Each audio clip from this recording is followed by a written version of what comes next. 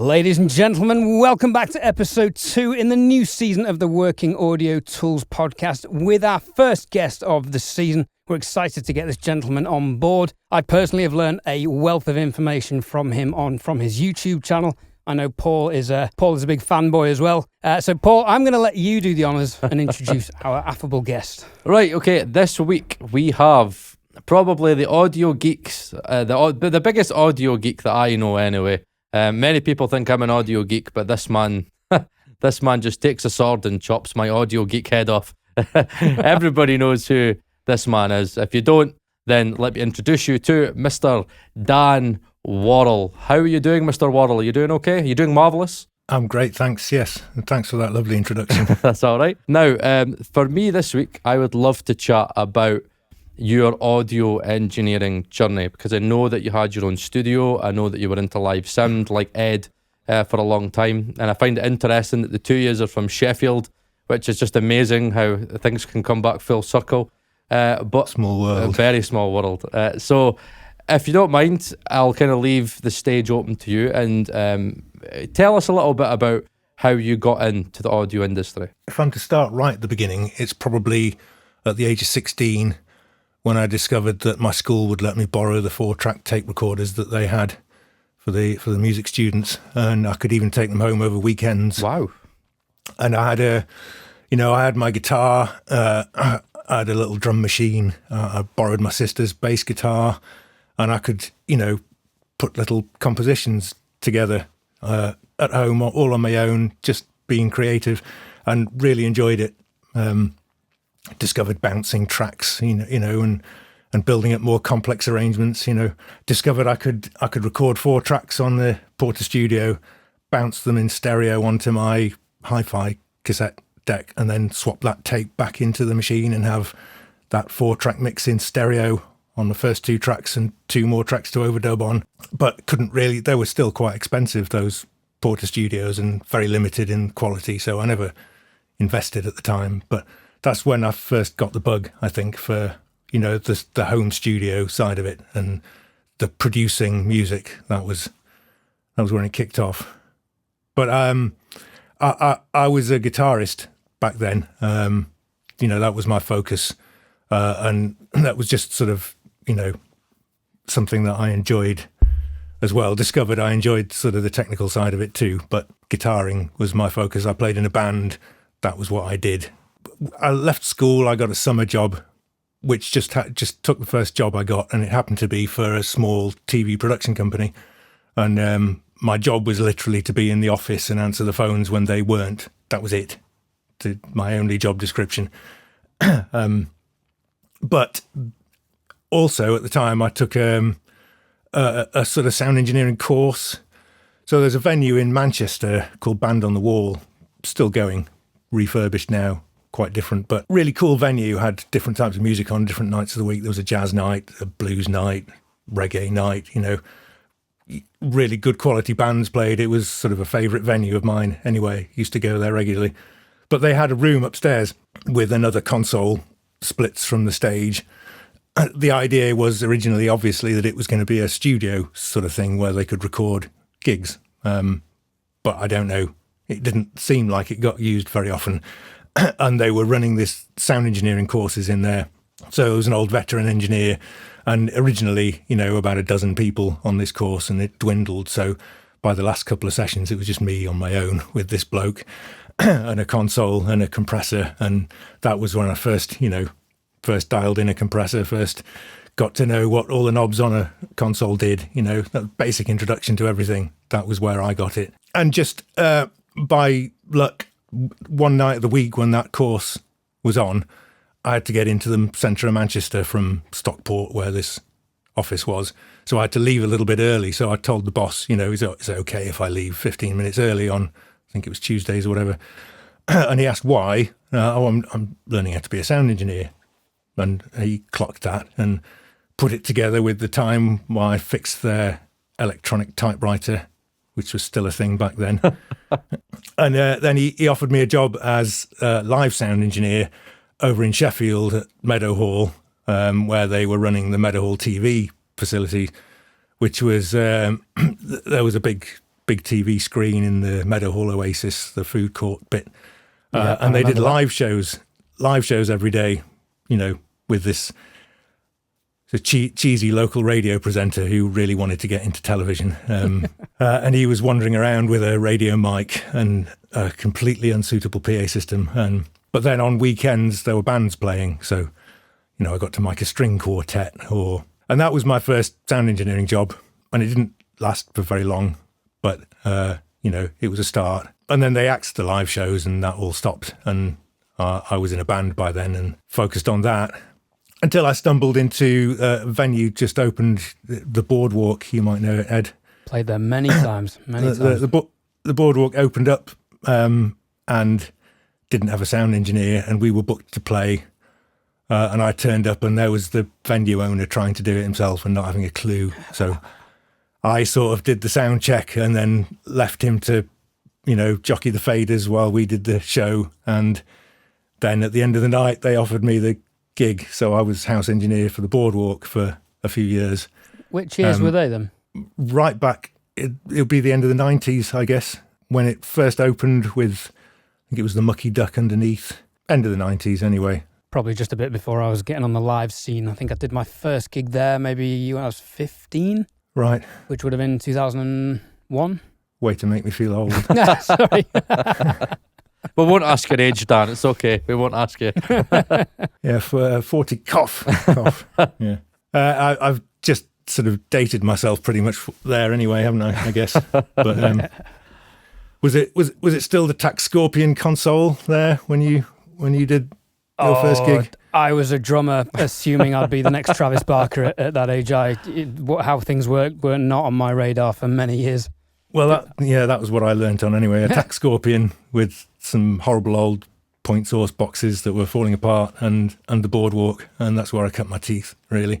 Wow. And then, gradually I came to terms with the fact that I wasn't going to be a rock star, and as we all do. The live sound thing became less of a part-time income and the proper job for a good few years. Yeah, as it did for me, from playing drums professionally, merging into live sound. When you realise you don't have to rely on singers to do a gig, you can do them on your own and freelance, and you spend all your money on equipment and get fed up of it and sell it all and spend all that on studio gear, which is what I did. So in terms of your live sound days, I've always found this interesting when I speak to Ed, who's now getting into mixing, having came from a live sound background. Make it sound like I started last week, Paul. Yeah, no. It might sound like it, but I didn't. But what I find interesting is how Ed said he took a lot of his live sound approach into his mixing approach. When you started mixing, was that something that was a bit of a hurdle for you, or did you find that there was a lot of stuff from the live sound days that really helped you? Yeah, it was definitely helpful. It was a really solid grounding. There was a lot that I had to learn when I moved to more studio. Things like, compression is just used so differently in live sound. It's generally just used as a way to control unruly singers' volumes and even out the dynamics of bass players, and not much else. I know, I won't name them, but I know very successful live sound engineers who still don't really know how to use a compressor properly. They'll go for the ones with the auto settings so that they don't have to worry about attack and release because they don't really know what it does. And that's fine in a live sound context. You can actually do really good live mixes without knowing too much about what compressors do. And that's very, very different when you get into mixing pop and rock music. You need to, the compression is a big part of modern music. You can't really get that sound without knowing how to use compressors. It reminds me a little bit of having a classical music training as a musician. There's a lot of stuff that's really, really useful. The ear training, for example, very, very valuable. And then there's also some stuff that you need to sort of unlearn a bit, or a lot of gaps that you need to then fill in when if you go into pop music and writing your own songs and things like that. You go for classical music, They don't they don't teach you why the notes fit together, unless you explicitly study composition. But if you're learning to play the violin, for example, which I did as a child, you taught the scales, you taught how to read the music. You're not taught why those scales are those scales, And they're also taught in quite a weird way. I don't know if either of you, I'm getting kind of blank looks here. I don't know if either of you had a classical music training. I didn't know. I did play violin for a year, and it sounded like a strangled cat. So Yeah. I was told to take up percussion. That's how bad it was.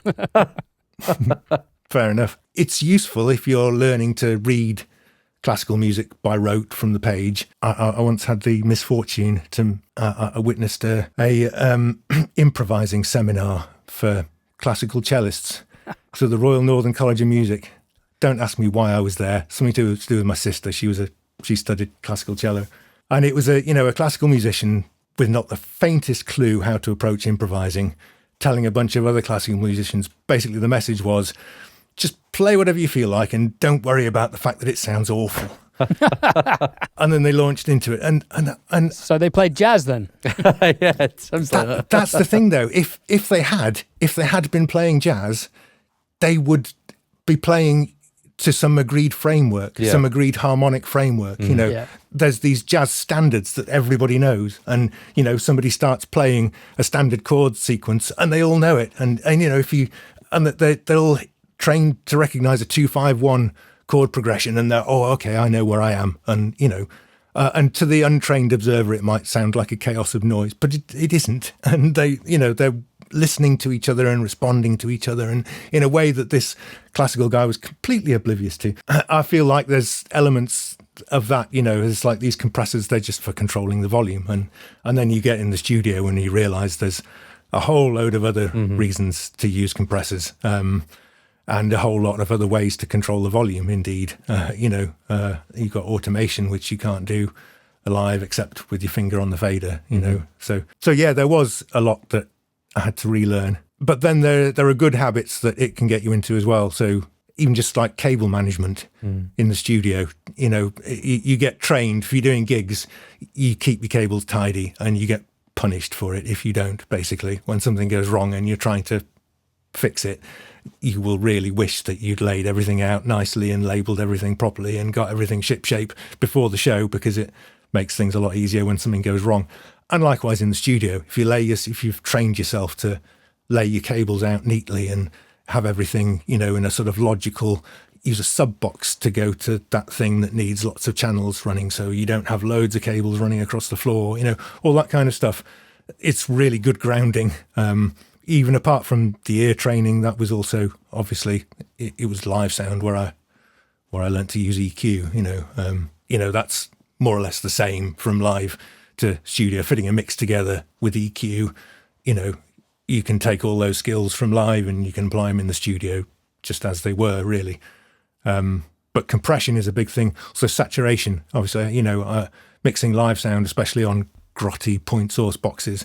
The idea of adding extra distortion, it was something that it didn't really occur to me until until I was mixing big shows on digital consoles with nice line arrays, and then it was different. Then maybe I thought, well, maybe I could do with a bit more warmth, but in the early days on that Tax Scorpion at the Boardwalk, that was never an issue. So consciously adding distortion, that's something that I had to sort of learn about when I got into studio mixing.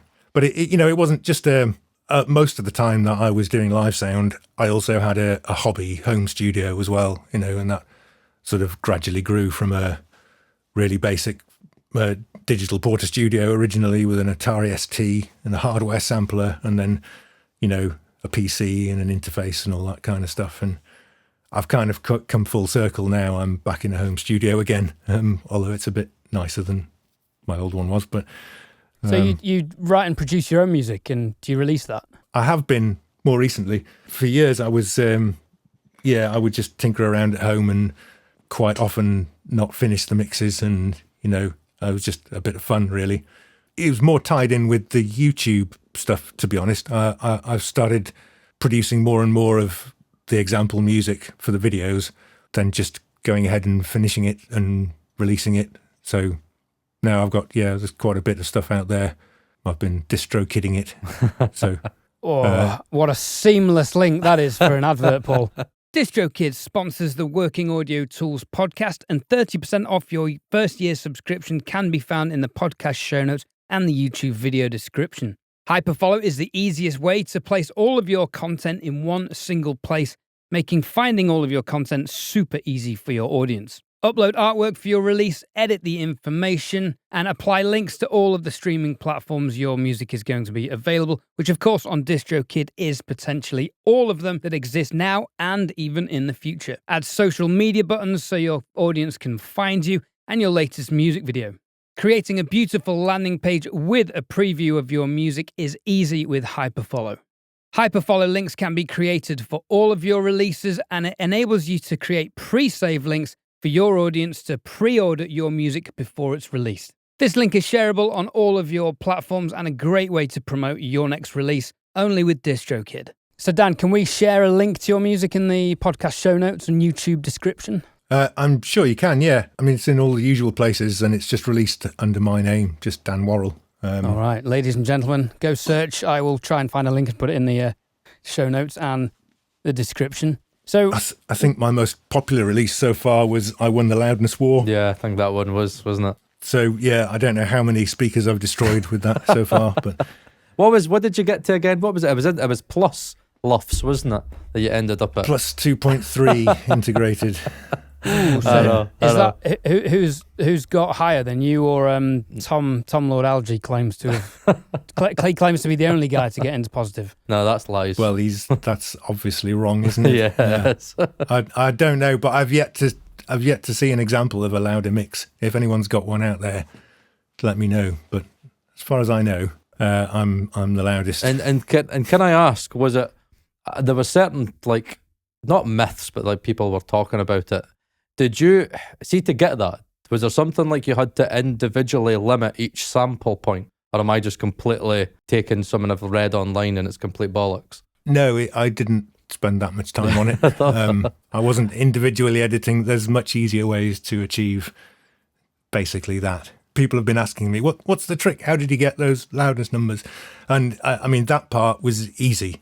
I just made sure every single sample was full scale. Right, okay. And there's a number of different ways you could achieve that. Wave shapers. The tricky part was getting that to resemble a piece of music that someone might want to listen to. That was the tricky part. And I think you made a very good point that at the end of the day, it was basically an exercise to show, look, I won the Loudness War, but at the end of the day, it's ludicrous to think that, that we would want to have our music that loud. And I remember you did a video talking all about, like the needlessness of, the Loudness Wars and, how important dynamics are to music and just how important it is to, I always find it funny how we take so much time into recording these beautiful performances and getting the most dynamics that we can so we could feel the track, and then we just needlessly limit it to like -6 LUFS, and you're just like, wow, this is now completely squashed, and you can lose a lot of life. It's insecurity, I think. I agree. That does it. People aren't confident enough in their mixes or their music, and they think those extra couple of dB will make it better. Mm-hmm. And while I understand the motivation, and I've been there, but it doesn't work. Just make it better. Correct. Really, that's the only way to actually make it loud in the real world, is to make it sound so good that people want to crank it up, because ultimately they've got that volume control. They can always override you no matter how loud you make it at source. My plus 2.3 LUFS mix doesn't get listened to any louder than anybody wants to listen to it. Correct. They're not sitting there suffering, going, oh my God, they turn it down. Or maybe they do for the first second before they get to the volume control. Even before we had automatic normalization, we had manual normalization. If a song was too quiet, you turned it up. If it was too loud, you turned it down. If it absolutely slapped, you'd turn it up louder. And that's what you're going for. That's the goal. That's where the goal is. Make it slap, and they'll crank it loud, and you've won. Mm-hmm. That's what it comes down to. And, I think it's particularly so with the DJ crowd, who seem to be the biggest culprits at the moment. Your biggest fans. Yeah, and my online nemesis, the DJ community.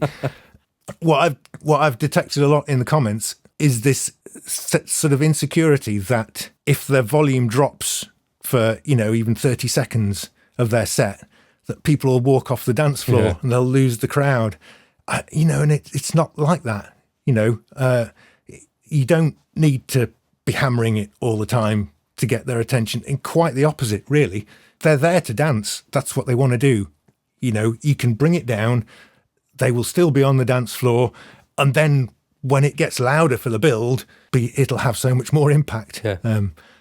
And I'm speaking as, I'm not speaking as an old boomer. It's like I grew up in Manchester in the 90s. I went to the Hacienda, went to all sorts of illicit parties in, unconventional, unofficial venues. I know what makes a good party. And back in those days, it was proper vinyl. And we didn't have, square-waved, brick-walled waveforms at -3 LUFS going into the PA. And guess what? It was still really loud. Yeah. And it was still really exciting. And everyone was still on the dance floor sweating with their, mouths gurning and their eyes popping. It was, it all worked even back before we had L1s, it was still banging. You don't need to do that. And it'll all sound more exciting if you don't. And I think that's what a lot of people misunderstand when I rail against the loudness wars. They think, you're just an old boomer and you don't understand the modern aesthetic of everything being loud. And it's not the case at all. I like aggressive music. Ever since I was a teenager, I've liked loud, in-your-face, aggressive music. I went to see Napalm Death live, and I still love that. It's great. And the production that goes into some of these super loud mixes is absolutely impeccable, because you don't get to those loudness figures without taking really good care of the arrangement and the mix and making sure that everything fits together perfectly so that you can slam it that hard in mastering. But my point is, if you did all that, but then didn't slam it with the limiter, it would be even more awesome. Yeah, I agree. It would be even more aggressive and even more in your face, and it would hit even harder. And I think that's what people misunderstand. I'm not trying to make the music tamer and safer and nicer to my old fatigued ears. I'm trying to tell you how to make it even more in your face and even more aggressive and even more what you want it to be, And even when you think about, I always find it interesting when people talk about, needing to have, such limited mixes for loudness. And like you were talking about the Hacienda, but we even think about Northern Soul. Like there would be people that'll do Northern Soul nights, and Northern Soul would be on loop, and it would be all nights, like 5, 6, 7, sometimes 8, 10 hours. Like massive nights, and people were dancing to that all night long. And even when I listen to a lot of Northern Soul stuff, it's the dynamics that I love about it. I love the fact that it's got that dynamics, it's got that groove, it's got that feel. And as you said, if you want more of it, just crank up the dial and just make it louder. Yeah, how much of the arrangement would you say contributes to the mix, or how vital is the arrangement to helping shape a mix? It's fundamental. It couldn't be more vital. Every problem that you run into in the mix is determined in advance by the arrangement, and there's only a limited number of ways you can fix those problems. A perfect arrangement pretty much mixes itself. And the ultimate example of that I would give is a symphony orchestra. If you haven't experienced that, anyone listening, if you haven't yet experienced a good orchestra playing in a good hall, go and do it at least once in your life. It's just amazing experiencing that, polished, produced perfection just coming straight from the stage, directly from the instruments themselves, not a transducer in sight, except the one that maybe the conductor uses to talk to the audience. If he does, probably doesn't, he or she, I should say. Yeah, it's incredible. And that's just purely down to the arrangement. Now, when pop music, the production is so, you will never really get a mix that just needs faders up like that in a pop environment, but you will definitely get arrangements that seem to mix themselves. They're just effortless. You don't have to fight anything. Everything already fits together perfectly. Everything's already in its right space. You know, when you push the faders up, it already sounds like a mix and you're just at the polishing stage. Whereas there are other mixes where you're fighting for maybe days before you get to that stage where now, okay, the basics are in place and now I can just do the little fine touches and the polishes, you know. And it's absolutely integral. The arrangement is, in some ways, it's crazy to separate them. However, we have to, because they are such different skills and require such hugely different skill sets. So, you know, I mean, if you can do both, then more power to you, but it's absolutely reasonable, I think, to separate those into specialities. However, the mixer is dealing with what the arranger has given him or her in exactly the same way that the mastering engineer is dealing with what the mixing engineer has given him or her. You can't really separate them. And by arrangement, are you including orchestration, instruments coming in and out, production? Yeah, right. Yeah. When things happen, you know, huge amounts of EQ moves can be avoided by simply not having those two clashing instruments playing at the same time. That's a good point. So yes, absolutely critical. And it extends to also the choice of sounds if you're producing in a more electronic context, or the way it was tracked if it was more of a live band, you know, that's sort of part of it. If you're just talking about the mix stage, you know, if you're being sent a multi-track to mix, then all of those contribute to how difficult or easy it is to put it together. I mean, in the same way that if you were baking a cake, you know, the quality of the ingredients you were sent would have a big effect on the end result and how easy it was to get that end result. I mean, in Scotland, they deep fry everything anyway, so that's kind of irrelevant. This week's featured plugin of the week is Voca from SONNOX, a vocal processing plugin designed to encourage users to explore and find their own unique sound without using presets that have no context of the singer's voice, room, or microphone. Although SONNOX have not emulated any specific hardware for this plugin, they have taken inspiration from classic compressors. The auto input section adjusts the gain for the optimal input level for optimal vocal processing. The compression section gives us two parameters to play with. Stabilize acts as the threshold for the compressors. Squish morphs between a smoother Opto-S compressor on the left-hand side and a faster, more FET-style compressor on the right. These compressors are in series, so central positions go through the faster compressor before hitting the slower compressor, and you can balance how much of each is compressing. The saturation algorithm enables fast tonal and saturation balancing. And the soften section on the output helps alleviate harsh resonances and de-essing. To give you some context, I'm using Voca to compress my voiceover audio in these featured plugin sections and the DistroKid segments. Blame it on the whiskey. Blame it on a bad week. Blame it on the only thing you've ever seen. Run and tell your mother. Blame it on your brother. Blame it on the only thing you've ever heard. Blame it on the whiskey. Blame it on a bad week. Blame it on the only thing you've ever seen. Run and tell your mother. Blame it on your brother.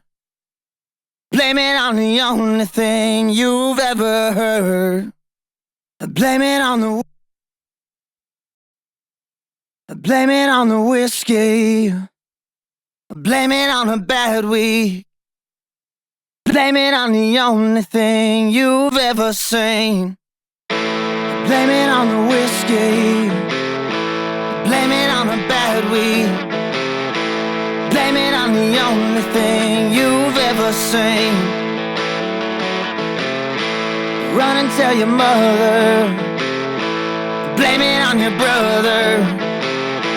Blame it on the only thing you've ever heard. Follow the link in the description below to the SONNOX website for current promotions on the Voca plugin.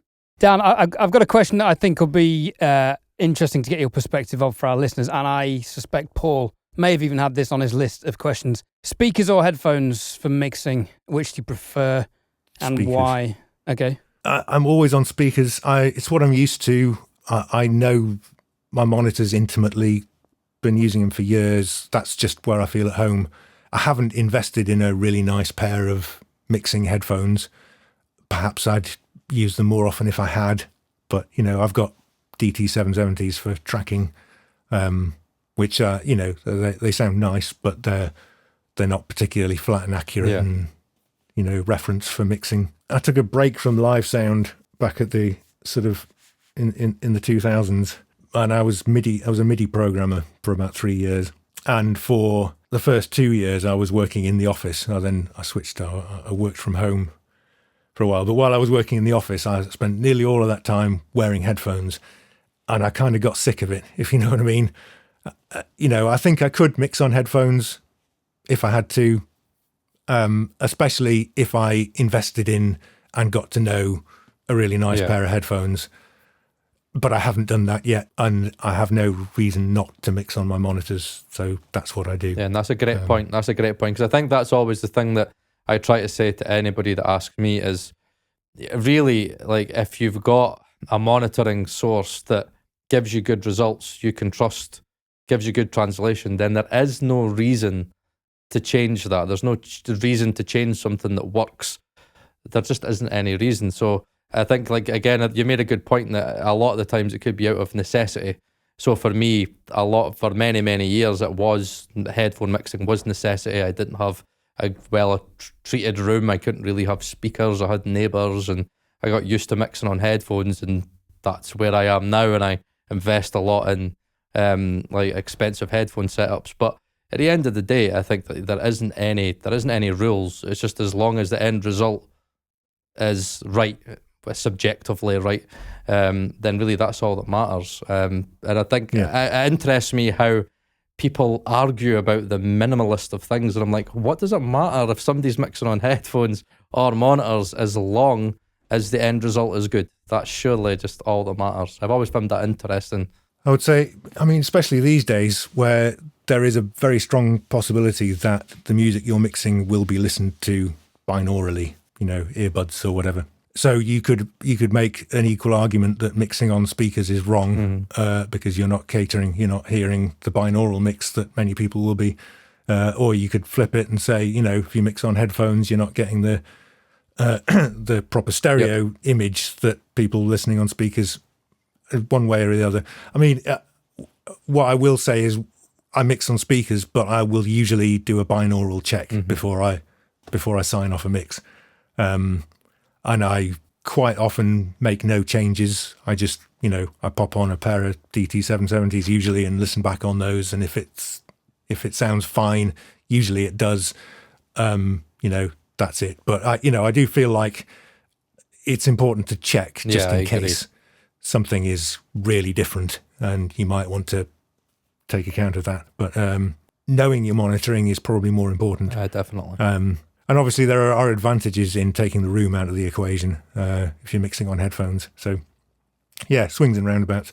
I mean, I've been in studios with high-end, very expensive monitoring systems that I just didn't get on with at all. Didn't know them, wasn't tuned into it, and then I've got the tracks back to my setup and gone, oh, Christ, didn't know that was going on there.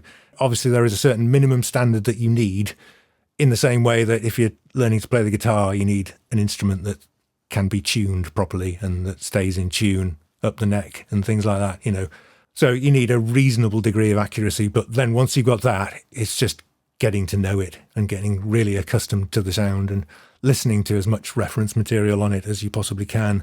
That really helps, I think. In terms of references, do you have any set references that you listen to before you mix? Because I know that's something that Ed's kind of got himself into, is he's got a reference playlist on Spotify, and he'll listen to that before he mixes to kind of give his ears a little bit of a tune. Do you do anything similar to that? Or no, I don't have a standard thing. I will either just listen to anything that I think is well balanced, or more usually I just start fresh, in the morning with fresh ears. And when I have a break, it'll just be quiet. I won't listen to anything louder than the kettle for 10 or 15 minutes or so while I make a coffee and, then come back to it. And that's usually enough for me to have reset my ears. That's what I've found. I don't really use reference. When I use references, I don't try to copy the mix. Yeah. Mm-hmm. And I have sort of tried to do that way back in the past, and I found sometimes it was helpful and quite often it wasn't. I agree. It's just, in fact, I made a little video about it. It's just like a palette freshener. Mm-hmm. Just listening to something that has a reasonable spread of frequency content right from the lows to the highs, and that just sort of rebalances your internal head EQ, because your brain compensates for what you're listening to. So if you're listening to your mix for hours and hours, and gradually the mid-range builds up and you've got a big bump at 500 hertz, say, but you don't hear it because you've been listening to your mix, you know what I mean? What you need is not so much a mix to copy, you just need to reset your internal EQ, you just need to listen to something that's flat frequency response, that go, oh, okay, and you'll probably listen to it initially and it'll sound really scooped because you've got used to your mid-heavy mix. And then once it's sounding like you remember it sounding, you're safe to switch back to your mix and you'll hear it as it really is again. That's how references are valuable to me, not so much copying every element of the mix. Because it's like, if you're doing that, you need to pick a mix that's fitted together the same way that your mix is fitted together. Yeah. And if you already know that mix is fitted together the way your mix needs to fit together, that means you know how your mix needs to fit together and you don't need the reference, if you see what I mean. So yeah, that's really the only way I use references. It's just it's a mix that I know, that I've listened to loads of times, possibly one that I used to use to blast through PA systems back in the day, a mix that I know intimately. I know that it's, relatively flat in frequency spectrum, by which, of course, I don't mean flat at all. I mean pink noisy sort of flat. But, I know that there aren't any weird spikes or holes or anything in the spectrum. It's just a good, solid representation of music that I can use to reset my hearing and move on. Speaking of pink noise, was there an episode, Paul, when you mentioned that pink noise was the equivalent of sniffing coffee beans for a perfumier, whatever you call it? I definitely didn't say that. Don't know where you got that from. Was that Paul Third After Dark or something? I don't know. God.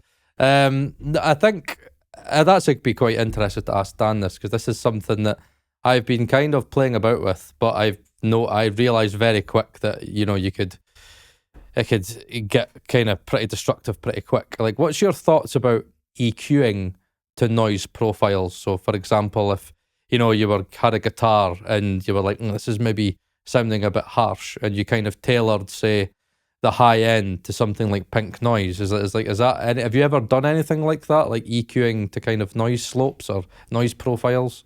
I think, what you just described there is fine, because you started by saying it sounds a bit harsh. Yes. So you've started by identifying that there's a problem. So then it's perfectly valid to look at the spectrum of your guitar and look at where there's spikes, and because it's harshness, you're looking in the upper mid-range.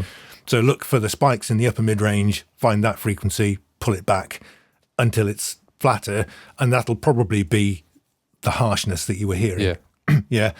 That's all good. That's fine. Where it becomes a problem is if you're not hearing the problem, you're just looking at the spectrum and you're going, oh, that's got a spike there, better pull that back, because that might well be the character of the part. That might be where the part needs to poke through the mix, and you've just killed that important frequency. So the way you described it, absolutely fine, because you started with the problem. You started by listening and you've heard a problem, and then you're looking for ways to fix that problem, and you're using the visual metering tools to help you find the problem that you've already heard. So it becomes a problem when you get the other way around. I know what you mean. When you're dealing with the problems that you're seeing, but they're not problems if you can't hear them as problems. One of my biggest beefs with digital consoles when they first started taking over was the fact that they showed you a curve of your EQ response.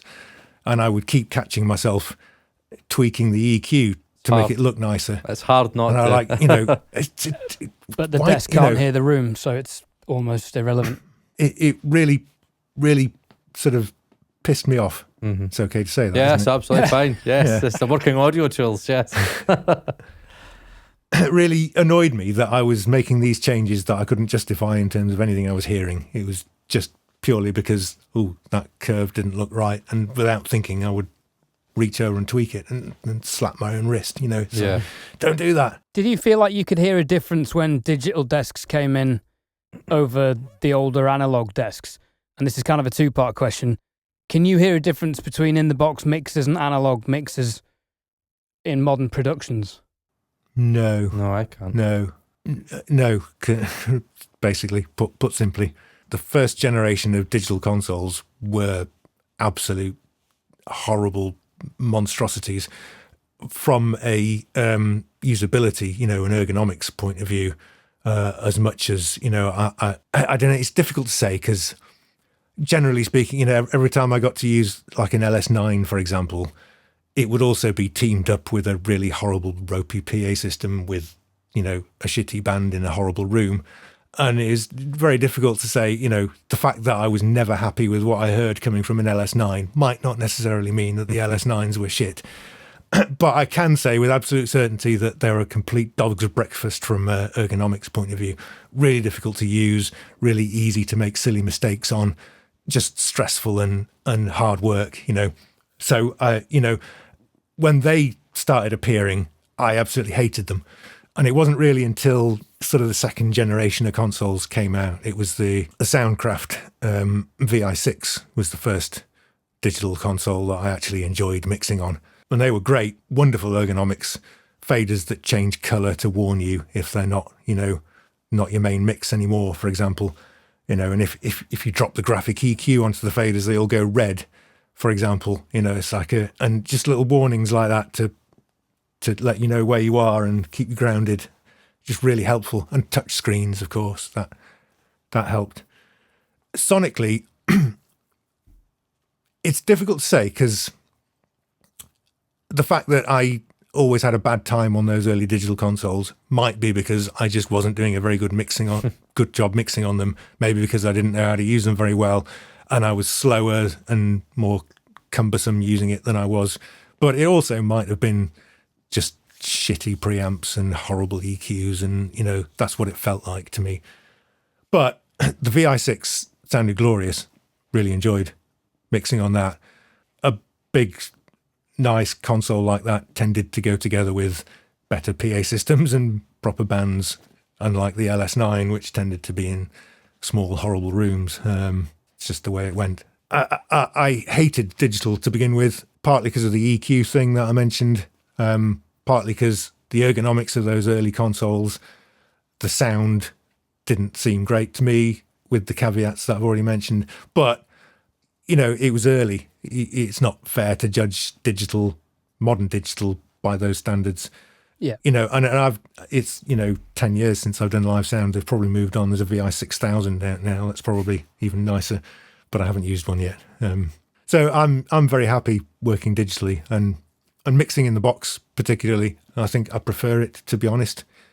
If you gave me a choice, I probably wouldn't have, even unlimited budget, unlimited space.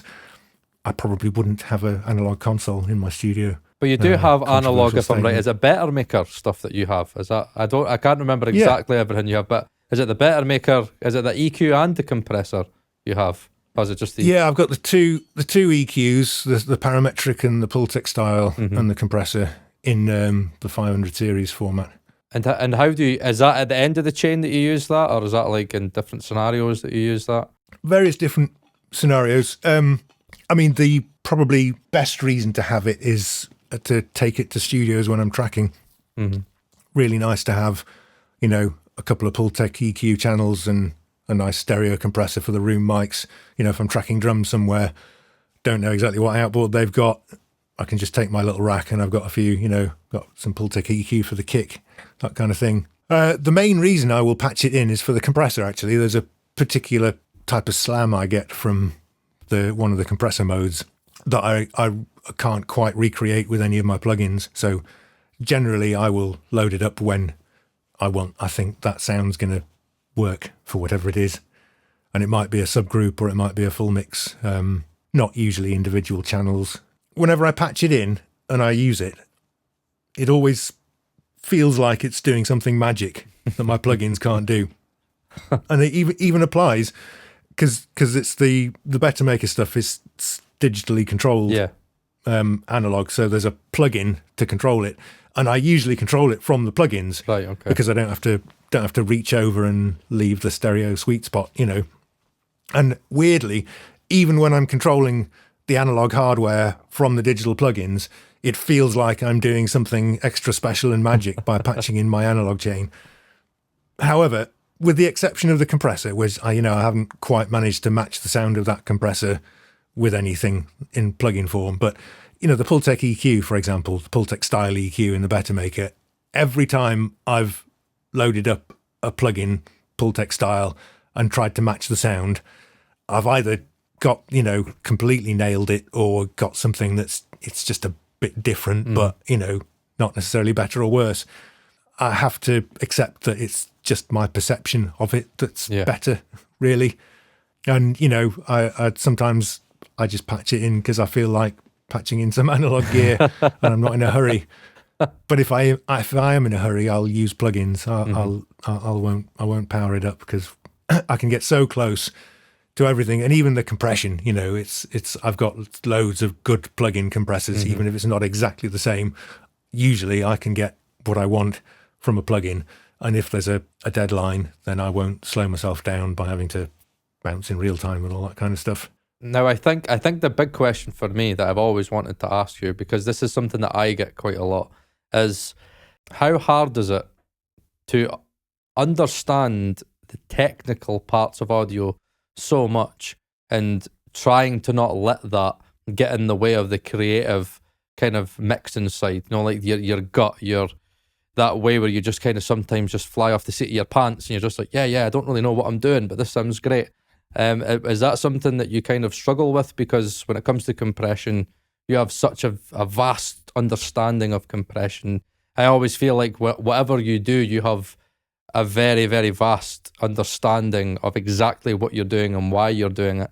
But then I speak to other mixers and they're like, Paul, sometimes you just overthink stuff. And I've ruined a lot of mixes in the past by over analysing things and being like, no, I need to do this to do that. And because of this and doing this and that. And really all I could have done was just like done a quick move on a compressor and I could have got just as good a sound. Is that something that you have struggled with, or something that you can mentally kind of stick in two separate boxes? Maybe more the second, really. I think a lot of my videos give the wrong impression about how I mix. I agree.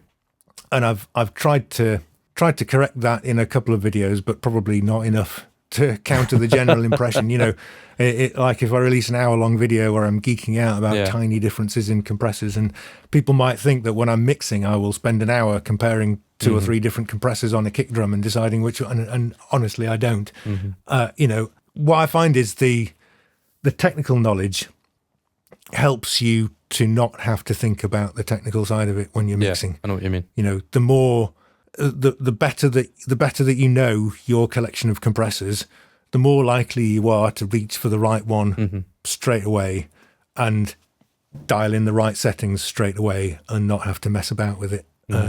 And you'll probably have to come back to it because mixing's iterative, and it should be. It's normal to have to revisit your kick drum channel several times during the course of the mix, because as the context to the rest of the mix changes, the right settings for that kick drum channel change and they will evolve, and that's absolutely fine. Those videos that I've done, for example, where I geek out for ages over tiny differences in compression, think of that more like a musician practicing their scales. Yeah, that's a good point. Yeah. Getting the muscle memory so that you don't have to think about it consciously when you're actually performing. When you're in front of the audience, your fingers know where to go, and you can think in terms of musical phrases or, chords or which part's coming next, that kind of thing. You can step up a level, Likewise, when I'm mixing, when I hear, I want that kick drum to punch harder, and because I've put the time in and, tried out all my compressors with all the different settings, I've got a pretty good idea of which one I need to load up to get the sound that's in my head. And when I am mixing, I don't, usually it'll be the first compressor I load up that stays on that channel, and it only gets swapped out if it's really, really not doing what I want it to, and then I'll try something else. And maybe halfway through the mix, I'll realise, that's not doing what I wanted, I'll try something else. But I won't be shooting out 3 or 4 different compressors. If the first one does what I want it to, brilliant, bank it, move on, because there's always something else in the mix that needs your attention more and is more pressing.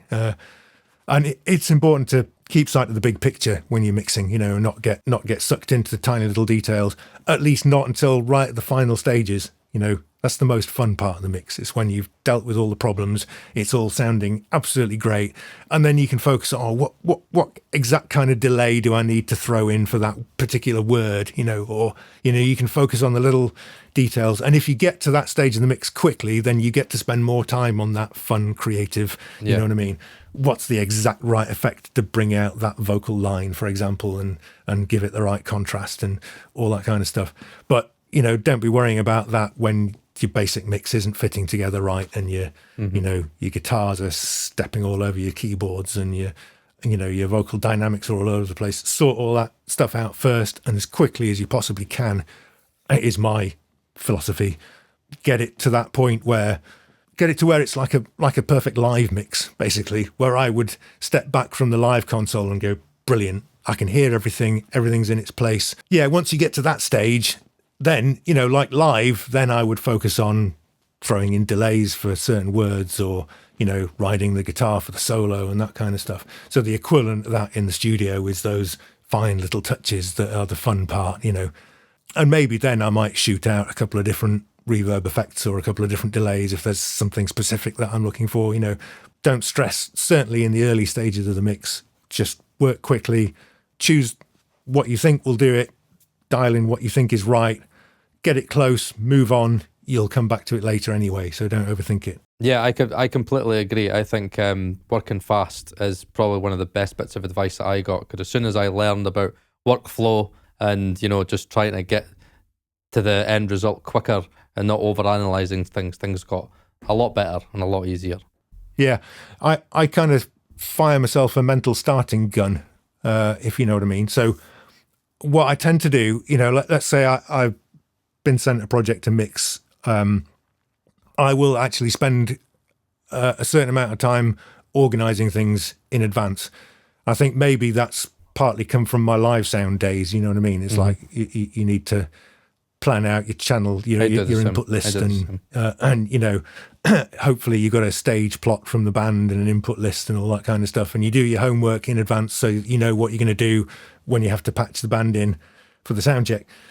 Likewise, I would try and plan a session, and I would also plan a mix, so if I get a whole bunch of files come in with, often they'll come in with every single file has got the name of the song and then kick drum on the end, and if I pull all of those in Reaper as it is, then I'll get a whole bunch of tracks with the start of the song name, and then it's truncated the rest, and I've got to solo it to figure out, that's the kick drum, you know what I mean? So I will actually spend some time renaming files I do that before I even pull them into Reaper, Yeah. And then once they're in Reaper, I will spend some time grouping them. So I will lay out tracks in my standard, I've got a standard track order, which I recommend for everyone.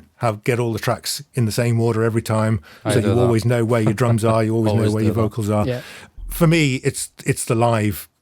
There's a standard live patch. You'll know this, Ed. Festival patch, yeah. Exactly, yeah.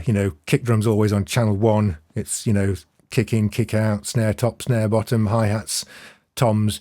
Every live engineer works to the same template. You could spot the studio engineer that was moonlighting live because he'd have a completely different patch list, and you're like, you don't normally do live sound, do you? And usually the show would be a disaster as well when that happens, but that's another story. So yeah, I've stuck with that because that's what I know, that's what I'm familiar with, and I will spend all that time before I even listen to it, or maybe while I'm listening to their rough mix or whatever, but before I actually start on the mix, I get everything as organised as I possibly can, because once I fire the starting gun and I'm working as quickly as possible, the project tends to get a bit of a mess, you know what I mean? I'll pull up aux sends and I don't necessarily name them, and create subgroups, don't necessarily name them, or maybe I name them something which then changes and I don't change the name. It gets messy. And if I don't start with, a reasonable degree of organisation, then it just gets unmanageable. So yeah, I spend that time, invest the time in advance to get it organised. then I fire the starting gun and I try and get to that final stage of the mix as quickly as I possibly can. And to answer that question you fired earlier, Ed, about a template, no, I don't have a mix template as such, generally because everything that comes in is wildly different. So it would take me longer to fit it into a template that I had than it would to build something up from scratch. But I do have lots of saved tracks, you know, it's sort of small sections of tracks. So I've got aux sends, for example. And one of the nice things about Reaper is you can customize things. So I've got a little toolbar above my mixer. I can just press a button and I get a fab filter reverb on a send, or a delay or whatever. I can press a button and get an instance of Hey Satin on every selected track just with one click, and they're all linked. You know, that kind of stuff helps to speed me up. But no, not a standard template as such, because everything I get tends to be so different that it wouldn't really be worth creating one. Fair enough. Speaking of DAWs, do you buy into or believe this idea that DAWs sound different? And I'll link this to my previous question about the difference between in the box and analog mixes, because there's an artist who's released their second album this week, and I'm convinced, as I was the first album, it was recorded in Logic and mixed with all plugins because it sounds cold. There's no way. See the amount of shite you come out with sometimes, honestly. I just can't fathom. Yeah, I can't comment on that mix. I think it is possible to create cold sounding mixes with analog consoles, and it's possible to create warm sounding mixes in the box. And it's what you do with the tools that matters at the end of the day. I think if it's a cold sounding mix, then the problem is that it's a cold sounding mix, not that it was digital, if you see what I mean. Mm-hmm. People talk about analog sound, and honestly, a lot of the time I don't know what they mean by that. Mm-hmm. Speaking as someone who grew up with actual analog gear, are you talking about scratchy pots? Are you talking about dirty patch bay connections? Is that what you mean by analog sound? Are you talking about the crackles and pops of vinyl? There's a guy that pops up in my YouTube feed every now and again, Paul from PS Audio. Don't know if you've seen any of his videos. He's quite controversial. He's got a lot of stuff, hasn't he? Yeah, he makes hi-fi gear, doesn't he? Yeah, but he makes videos, and it's, I've only watched a few of them, and it's been a curious mix. I've seen some videos of him where he's giving absolutely solid information that I can totally vouch for as being accurate, and then other videos where he's talking absolute rubbish as far as I'm concerned. Like, for example, I've heard him doubting the usefulness of blind testing. And his reason for that is because, he claims you listen differently under test conditions. And I'm thinking, he's observed that when he listens blind, his perceptions change. Correct. Yeah. Okay. Yep. He's got that correct. He's taken completely the wrong message away from that. I agree. He's taken it, well, in that case, I can't hear properly under test conditions. And no. It means all your preconceptions were wrong. Everything you thought you were hearing was in your head. And that's the lesson you should have taken away from that. 100%. So I've heard him talking about DSD. Now, I haven't tried recording in DSD. You know what DSD is? Like a different way of recording digital audio. No, I've never heard of that, actually. What is it? PCM audio, basically you sample the signal at whatever, say 48,000 times a second, and you're measuring the voltage level of each of those. So with DSD, it's a much higher sample rate. Right. And you're measuring the rate of change, so it's just a single bit that flips up or down to say whether the signal's going higher or lower. It's supposed to be a sort of purer and more analog way of recording digital audio. The problem is, you need special hardware to record it and play it. Mm-hmm. You can't really edit it properly without converting it to PCM, which is sort of... Yeah, defeats the whole purpose. Exactly. Yeah. You might as well, why not just record it in PCM? Exactly. This Paul guy, he's set up a whole recording studio and a record label dedicated to recording stuff in DSD and releasing it in, one of the SACD, is it? Or something, there's some weird obscure hardware format that plays DSD audio, I think. And he's absolutely convinced that it sounds more analog than PCM audio. And I really, really want him to explain what the hell he means by that. Yeah. because when I record in a studio with an analog console, you will have the option. Every signal that's coming from the live room comes into the console, then it goes off to your interface to your DAW, then comes back to the console again, and you'll have a switch so you can monitor either straight from the live room or back from the DAW. And I can't hear the difference. When I switch, they sound the same, and if they don't sound the same, I will troubleshoot it to make sure, to see why isn't that sounding the same coming back from the box as it did going to it. And they sound close enough that if I'm tracking vocals and there's a bit at the end of a take where the singer says something to me, I will sometimes catch me out when we drop out before the end, and then that same recording comes back in, and for a second I think that they're talking to me live, but it's the recording, because I can't hear the difference between what's coming, and that seems to me, that signal coming from the live room into the analog console and straight to the monitors, that's as analog as it gets. That's pure analog, yeah. And I can't hear the difference between that and PCM audio, even at 48K. And at 96, even someone with younger ears than me, I'm not convinced. They would have to prove to me that they could hear the difference between what was coming straight from the live room and what was going through the converters. So given that, what exactly is different? How is the DSD better than that? I don't get it. I'm supremely unconvinced. And I've kind of lost the thread. What was the question again? I don't know. I think I quite like the fact that I think Ed was on about something completely different, but I think Paul pissed you off that much. You were just like, while I'm here, right, let's get into it. I can't. Ed, what? Yeah. No, it was Ed. It was. It was buying into the myth that DAWs sound different. Oh, and yeah, right. Okay. Yeah. I would say, I've only used a handful of DAWs, but I would say something like Universal Audio's Luna does have a depth and a richness to it. It's very subtle, but I've run a mix through both, and there was something.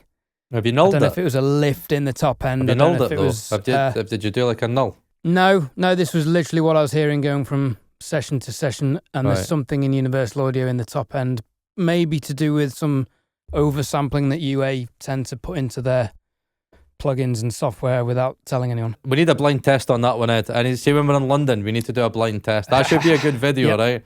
Because I'll guarantee in a blind test, you won't hear it. I don't think you'll hear it in a blind test. Well, let's meet in the middle at Sheffield. I can visit my parents and we can do this in Dan's studio.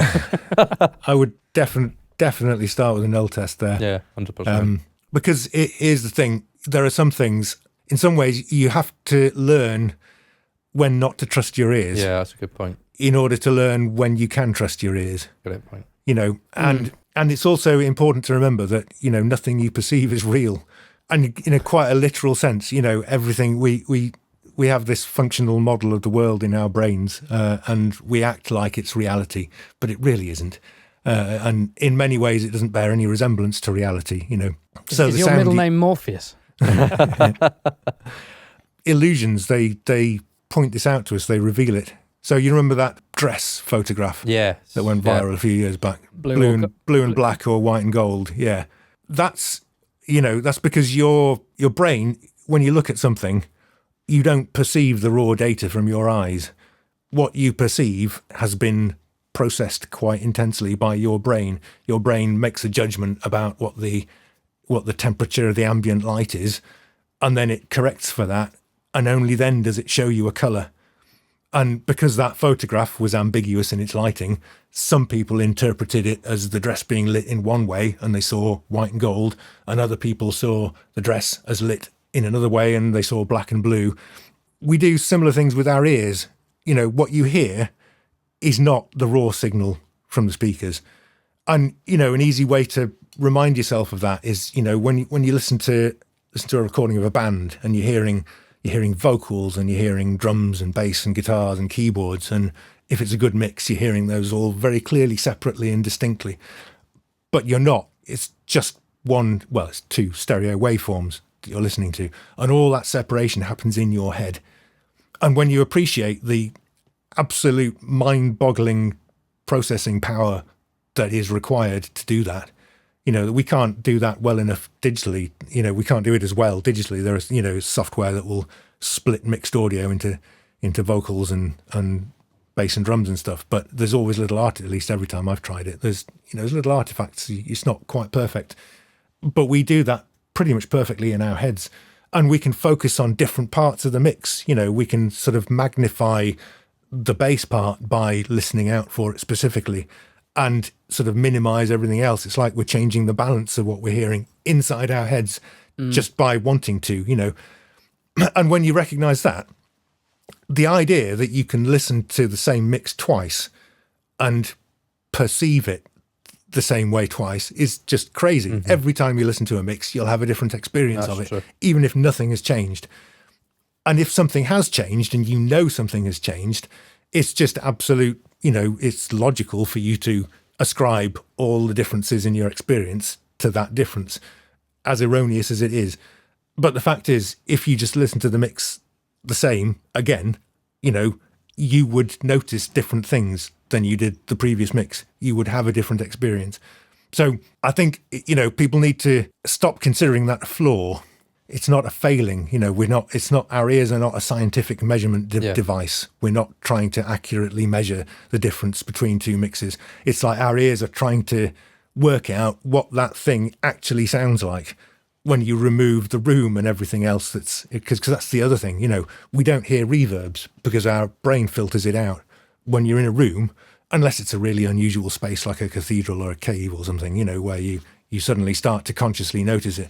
But in a normal room, your brain just filters out all the reverb, all the reflections. You just hear the sound as it is. And it's only when you put a microphone in the room and then listen back to that afterwards, you suddenly become aware of all the boxiness and the resonances and the reflections that were there, that your ears were picking up, but your brain didn't let you hear, So, it's important to bear that in mind, I think, and that when differences are subtle, and when you've got a different cue, like suddenly you're looking at a different color interface of DAW, it's impossible for that not to affect your perception. 100%.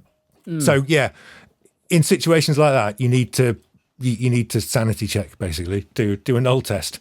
And if they're not the same, then granted Luna's doing something different, fair enough, then I'd want to know what that difference was personally. I'd start running sine waves through it and things. But I can't comment. I don't run Luna. Is it still Mac only? Yes. So I can't run Luna. Now, Ed, can I give you an example? Right, I am happy again to embarrass myself, just so I can give context to this. Recently, I've been mixing on these. So these are the Hyphaman HES1000. I've probably got it wrong, but they're the Hyphamans that I've been using, like £2,000 headphones, and I've fallen in love with them. Now, when Emra, my good friend Emra, he made a Harman style EQ for them, and he put it in Pro Q3. So I was listening to this, and I was scrolling through. So I was going from zero latency to minimum phase, zero latency to minimum phase, and in my head, I was like, there is an audible difference. There is an audible difference. And I said to Emra, I was like, what do you use? He's like, Paul, there's no difference. And he nulled the two files. And he's like, Paul, there is no way, there is no scientific way that you could hear any difference. And I was like, Emra, I'm telling you. So what did? I did a blind test. And guess what, ladies and gentlemen? I failed the blind test. There was no difference, but all because I thought I could hear the difference. And I thought the guitar sounded a little bit scratchier in one of the mixes. I was set, and every time I switched it and I knew which one was which, I could hear it. And then as soon as I did the blind test, I was like, no, the null should have been enough, but I needed a sanity check. And as soon as I did my blind test sanity check, the science was right, and the science is always right, and the differences that I heard just automatically disappeared. And as Dan said, it is amazing how our perception could massively skew what we hear. And I think that is the whole analog versus digital debate. I think that is the whole thing a lot of the times with 5-10 grand converters compared to, kind of interface converters, and people saying that they could hear the difference on perfectly matched EQs. And if it nulls, and, we're talking level, even minus 80 dBFS, nobody's going to hear the difference. If you were to stick any everybody in a room and done a blind test, they're gonna struggle to hear the differences. So, ladies and gentlemen, even me, myself, embarrassed myself and thought I definitely could hear something, and it was absolute bullshit. So, Ed, I would probably say that it would be a good test, though. I think it'd be a very interesting scientific test to get the two up and to have both of the GUIs on and like sit back and you tell me what you hear, and then automatically that's going to give me some form of perception or bias, and then go, right, okay, yeah, I think I can hear it. Because it's amazing when I find this a lot with analog stuff, when people will be like, yeah, just listen to the punch of this kick. Hear that punch, Yeah, I think I hear it. And then you do a blind test and you put it next to a plugin if it's matched really well, and yeah, it just falls apart. So that's a great thing. I think that's always a great thing to mention to people, is perception. And it's our brain. It's like as you said, you can listen to the exact same mix without any differences. Listen to the two of them back to back and you will have a different experience, because all it takes is for your brain to thought, okay, I'll listen to the bass, the click of the bass in this, and all of a sudden when you listen to the click of the bass, you hear things differently. It's amazing. The brain's a very complex thing, and I try not to think about it too much, because if there's audio is enough of a brain melt and a rabbit hole. When I start getting into the psychology of the brain and how we perceive audio, it's not even worth thinking about. I'm getting a brain fart just thinking about it. With the producer button is a thing, isn't it? You know, the DFA fader. Exactly. Give them a knob that does nothing but label it something exciting, and they're out of your hair for a while. Button. Yeah. You know, and that's a canny engineer perhaps exploiting a well-known cognitive bias in the same way that many manufacturers do to sell us gear and plugins, and you know, it's the way it is. The only counter to that is to educate yourself. And an ABX test can be a humbling experience when you are absolutely convinced that you could hear the aliasing on that plugin, you know, and then you do the proper check and you realise no, you couldn't hear it. But it is it's educational. I think it makes you a better engineer, to be honest, doing that. It helps to teach you what really matters and what really doesn't. On that bombshell, I think that's a good place to kind of round it off. But just quickly, are there any plugins at the moment that have particularly, or recent plugins, new plugins that have particularly excited you outside of the Fab Filter world you're known for? The Cable Guys stuff is pretty fun. I've been using the Shaperbox plugin quite a lot.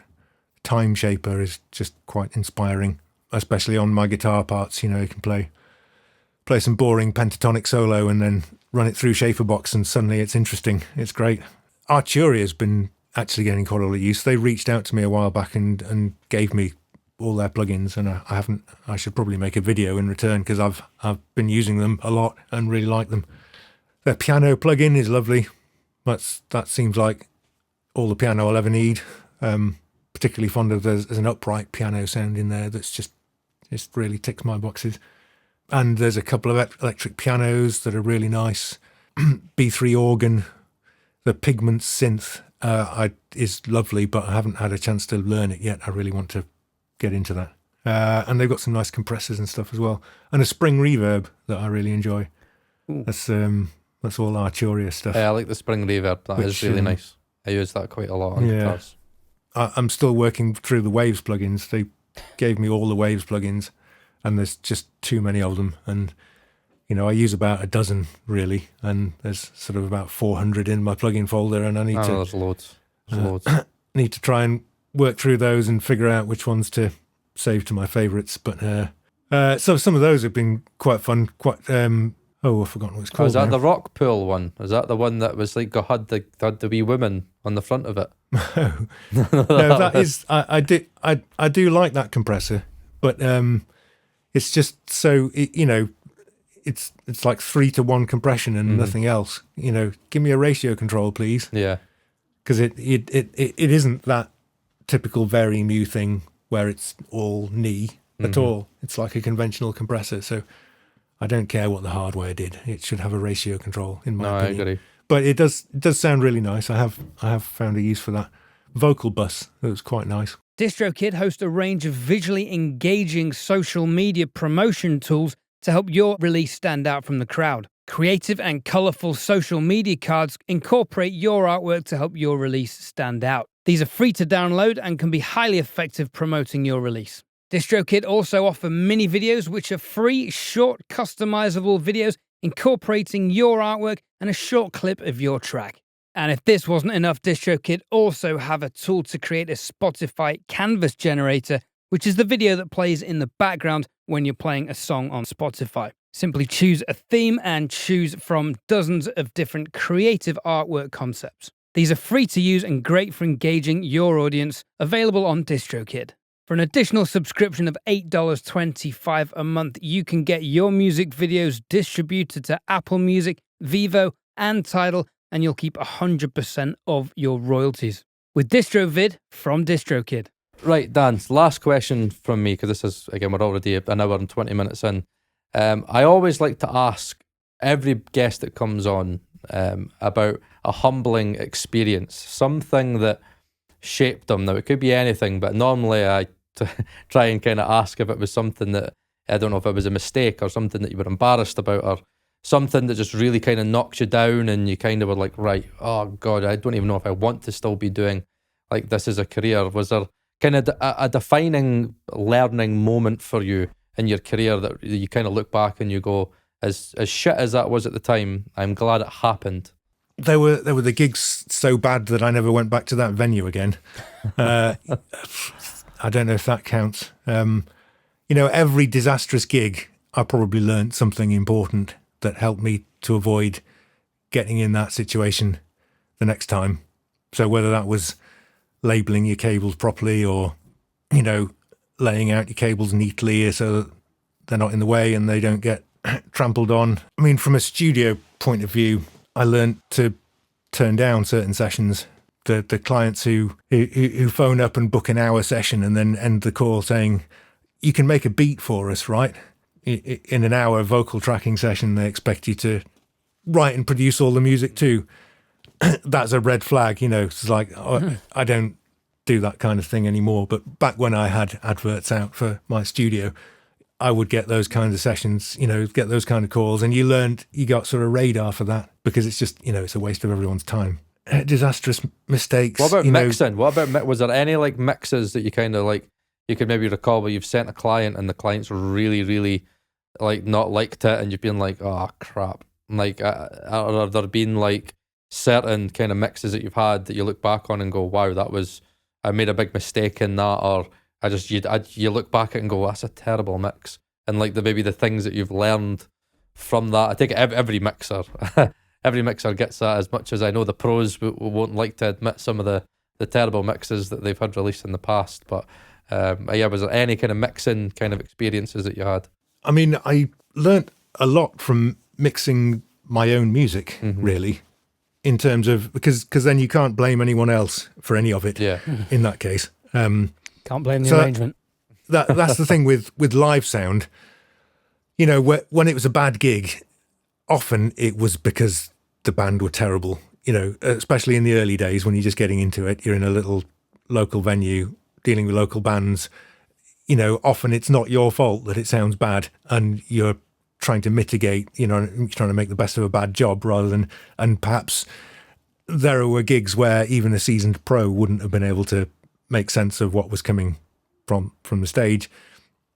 And then there's other shows where the band are great and it's just easy.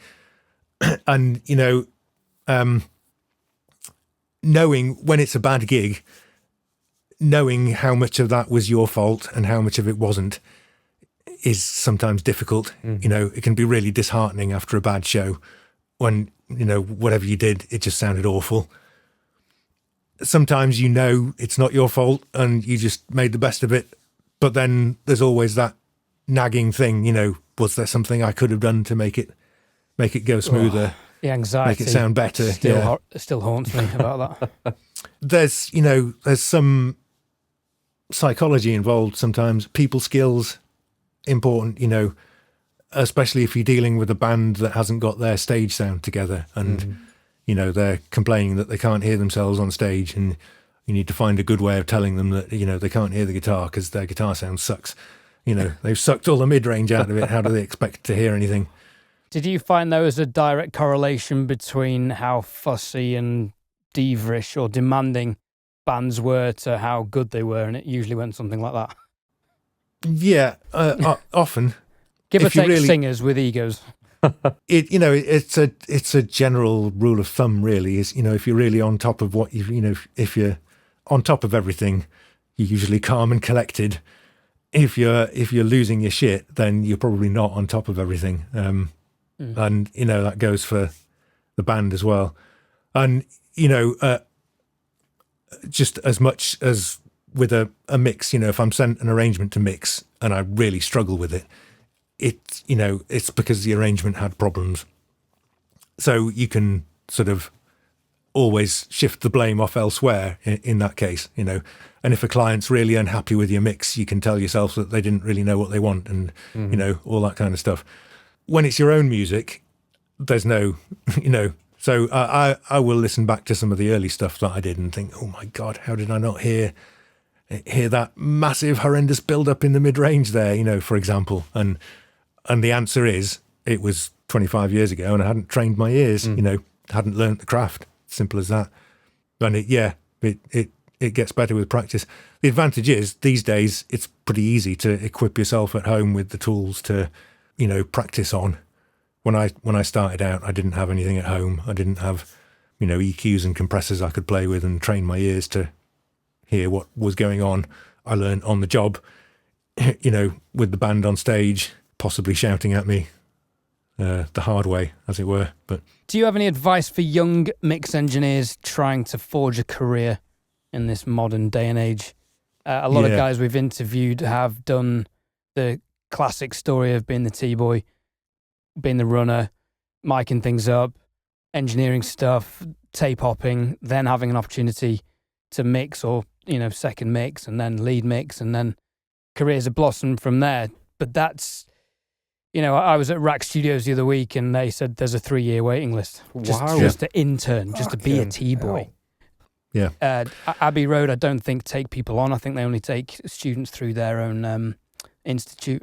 no, So what advice do you have for, kind of like people like myself and Paul trying to forge a career, gain clients, become full-time mix engineers? even with 20 years in live sound, there were no opportunities from that to break into the studio side of things whatsoever. I had to open a studio. That's how I got into it. I just took the leap and, rented some space and bought some gear and, got some Google ads and dived in. It's a gamble, probably not for everyone. That was the only way I managed to make the switch from live to the studio. So I can't comment on, the traditional T-boy approach. I feel like that was always a bit of a lottery win. Yeah, I agree. Getting one of those, and probably even more so these days. A lot of the studios are shutting down, can't compete. So if you manage to get in that way, good luck to you. That's probably still the best way to do it. Failing that, I would probably suggest you get yourself the best home studio setup you can possibly get, and get yourself a portfolio. Do as much work as you possibly can. Do as many mixes as you can, get as good as you can. If you can persuade other artists to let you mix their stuff, great. If you can make your own music, great. But just having something to play people will count for more than anything else, including professional qualifications, which aren't really recognised by anyone, to be honest. I could testify to that. I could testify to that. Yeah. Well, what you've described sounds exactly what Paul and I are doing, doesn't it, Paul? Yeah, it's funny because everybody I've spoken to so far, when I've talked to, obviously I've got the studio, I've got the Atmos room that's everything's nearly finished. This is the only room that's finished. I've got the Atmos room there, I've got the live room there. I've got the vestibule area, I've got like a photography area up the back. And everybody I spoke to, when I said, what would be your advice, for me, like trying to build like a whole purpose music studio, most of them went, don't do it. That's my advice, Paul. just don't do it.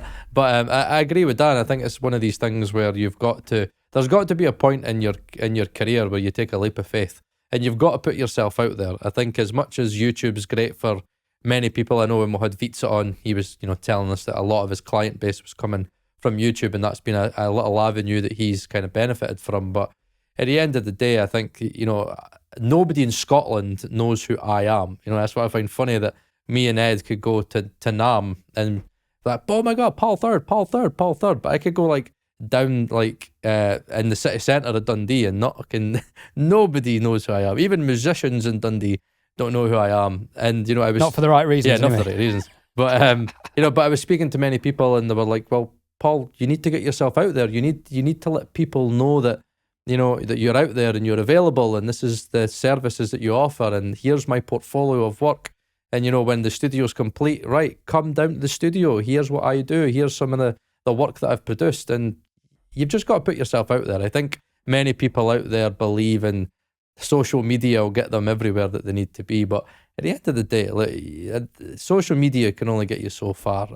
Google ads are great, again, if you're trying to get local artists and people. But at the end of the day, I think for me, what I've learned is that there needs to be collaboration. And I think that, I need to get out at artists. I need to, I've already been emailing and messaging a few local artists about doing a video talking all about, microphone comparisons and trying to get them the right microphone for their voice and stuff. And hopefully that then leads to, the word of mouth. And then all of a sudden say, oh, Paul Third, have you heard of Paul Third? No, he's got a studio like 15 miles outside of Dundee and stuff like that. So yeah, I just think that it's a very, very difficult place to be in because there's so much competition. Even the pros that I'm speaking to in the industry, they're like telling me, Paul, it's cutthroat. It's like it's the labels are almost like not even that fussed about what they accept these days. Obviously, you've got your big guys, your Serbins and your Spikes, but a lot of labels are just like, right, just take it in. Yeah, that'll do, right? And, everybody's undercutting themselves. You've got people on Sound Better and engineers like doing cheap mixes. And I think that's what we've got to be careful of, is that we never diminish the quality or dilute the quality of engineering. I think what we've spoke about in this episode is important because it's all about, the psychology. It's all about the craft.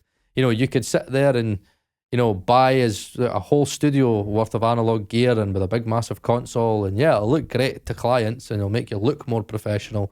But at the end of the day, the proof's in the pudding, and you've got to learn the craft. Everybody that I've spoken to in the industry has always said the same thing. Paul, you need to practice, and with that practice, learn the craft. So kind of everything that Dan's talking about, it all comes from experience. It all comes from learning, and again asking the questions of, right, that didn't go right, why did that not go right, and then figuring out how it didn't go right, and then in the future you've got that in your back pocket. So yeah, there you go. There's a lot of ramble for you, but I'd say there we go. I'd say that's how I'd like to end this podcast. I always try and end the podcast on not very somber notes, and it's depressing and everybody's cutting each other's throats and nobody's going to get a career in audio. It is possible, yeah. But it's just... Well, the important thing to remember about mixing music, it's a service industry, mm-hmm. and the job is to make the client happy at the end of the 100%. Day. And, so not every mix that you do is necessarily going to be one that you want on your portfolio. Mm-hmm. Whether or not you're massively proud of the mix is secondary to whether or not the client is happy with it. If you've managed to make it sound 1,000,000 times better than their rough mix did, and they're happy to pay your invoice, then you've won. Bank it, move on to the next mix. Maybe that one will be one that you want on your resume. At the end of the day, if the client is happy, they'll recommend you to someone else. You'll get more work, and that's how you progress. Yeah, just, that's the thing these days, it cuts both ways. The traditional route into studios is diminishing from the small, tiny, shoot that it was. But also there are opportunities now to set up your home studio and work through, whether it's Sound Better or Fiverr or whatever it is, you know what I mean? And if you're doing good work, you'll get hired again, and it's perfectly feasible. So in some ways, the opportunities have diminished, but in probably more ways, they've increased, And there are so many artists now releasing their own stuff independently. Yeah. But they may have the skills to record themselves, but may well not have the skills to mix themselves. And at some point, they're going to realise that, and maybe you're the guy they'll hire to help them out. But yeah, it's a service industry. At the end of the day, aim to keep your clients happy, and then you'll get recommendations, and that's always the best way. I think personal recommendation counts more than any number of Google adverts or social media posts. Absolutely. Yep. On that bombshell, ladies and gentlemen, thanks for tuning in to another episode of Working Audio Tools. Big thank you, Dan Worral, for joining us from sunny Sheffield. Thanks to my affable co-host, Paul Third, providing some pearls of wisdom, as always. And thank you to our sponsors, DistroKid, for all of your musical distribution needs. The service that, in fact, all three of us use to promote and distribute our own original music. There is a 30% discount code in the show notes of the podcast and also the YouTube video description, where you can, of course, watch this, not live, some editing, Some. in a couple of weeks after we've filmed it. Right, on that bombshell, it's been emotional from me. Paul, he can sign off as always. Short and sweet. I'm joking, he's going to waffle Thank for God. ages. See you later, guys.